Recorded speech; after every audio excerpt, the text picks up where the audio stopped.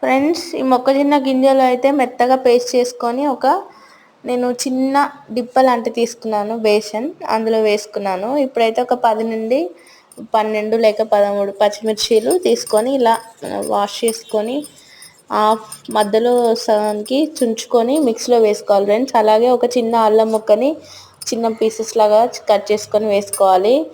కొంచెం జీలకర్ర వేసుకోవాలి ఫ్రెండ్స్, అండ్ కొంచెం సాల్ట్ కూడా వేసుకొని మనం మిక్సీ పట్టుకోవాలి ఫ్రెండ్స్. మెత్తగా పేస్ట్ లాగా పట్టుకోవాలి.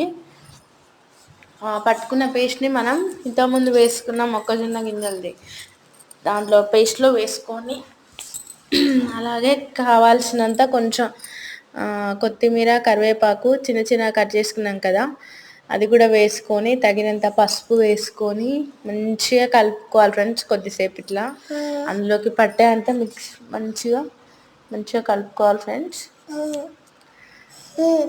ఇప్పుడైతే మనం గ్యాస్ ఆన్ చేసుకొని ఒక మూకిట్ పెట్టుకొని కావాల్సినంత ఆయిల్ వేసుకోవాలి ఫ్రెండ్స్.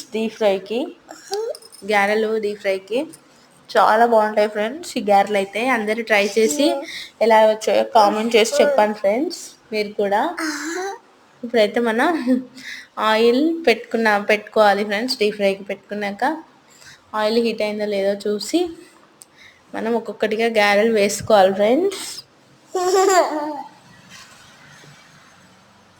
చూడండి, నేనైతే వేస్తున్నాను.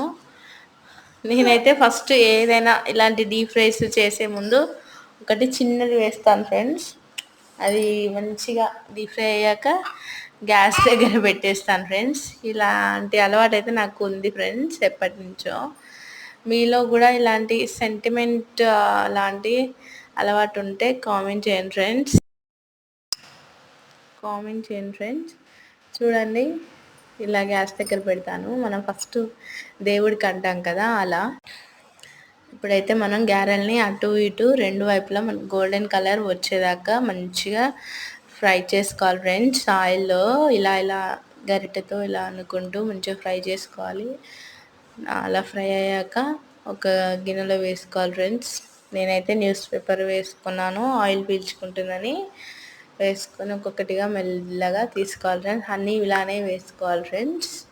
చాలా బాగుంటాయి ఫ్రెండ్స్. నచ్చితే కనుక లైక్ చేసి, షేర్ చేసి, కామెంట్ చేయండి సార్. నా ఛానల్ని ఫస్ట్ టైం చూస్తున్నట్లయితే